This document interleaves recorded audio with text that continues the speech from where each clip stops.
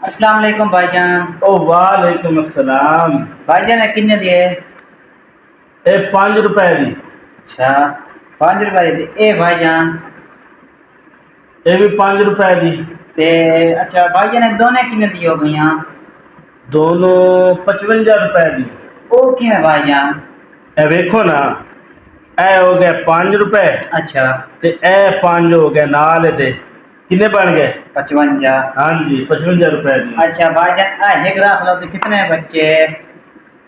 ए तुसी एक देती ते एक लेनी तुसी? हाँ एक रख दी, कितने बच गए बाकी?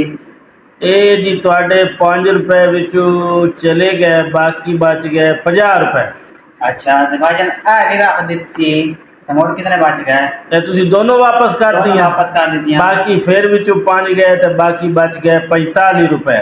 ओ किवें भाईजान? अच्छा दुई वापस कर देती हैं, 45 किवें बच गया? भाईजान ये 45 रुपए टैक्स दा है।